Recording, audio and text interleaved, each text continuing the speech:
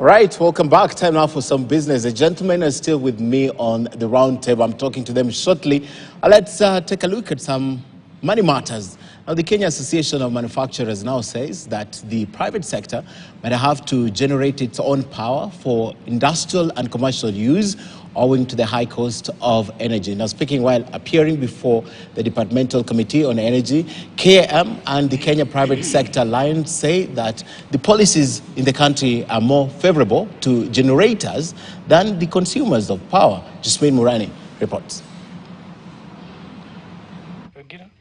Who is here with us as a friend. In a joint appearance before the National Assembly Committee on Energy, the Kenya Association of Manufacturers and the Kenya Private Sector Alliance have called on the government to act decisively in regard to the cost of power.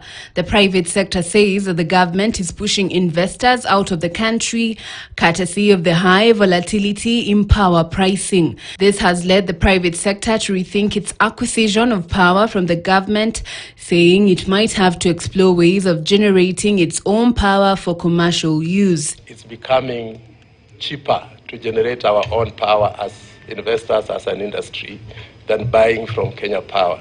Not because Kenya Power doesn't have capacity, but because they can't deliver power from wherever it's generated to point of use.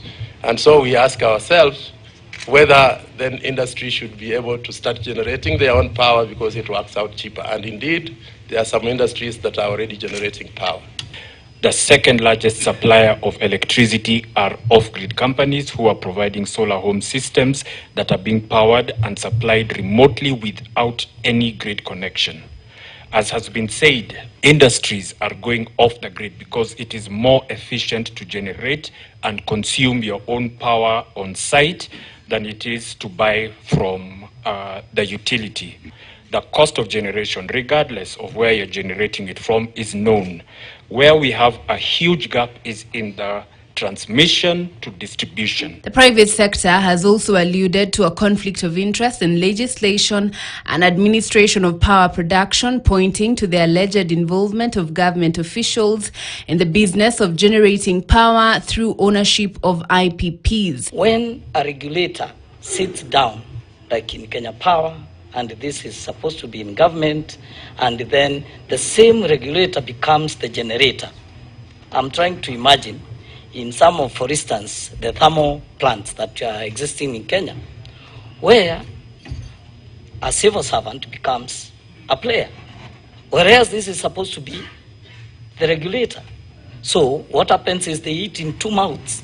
One mouth is making a decision as a civil servant, the other mouth is receiving on the other one as a business person who is a shareholder in a power. And tell me, at what point will this cost ever come down when such a situation is in Kenya? It's all over. This very parliament has got very able research team. I know it has. Whether someone has registered a company in what we call tax havens like Mauritius, Bahamas, wherever, I believe we don't have better brains in Kenya than they are in parliament. I therefore wouldn't want to, and I'm again in this field, and it is a very small field. You don't want a bullet in my head. The private sector further wants the government to streamline operations at Kenya Power to cut on system losses. The private sector has also recommended that entities such as NSSF and local pension funds begin investing in the power sector to curb the use of dollar-denominated PPAs by foreign and local investors. Jasmine Murani for KTN News. Away from that, the Commission for Revenue Allocation now says that it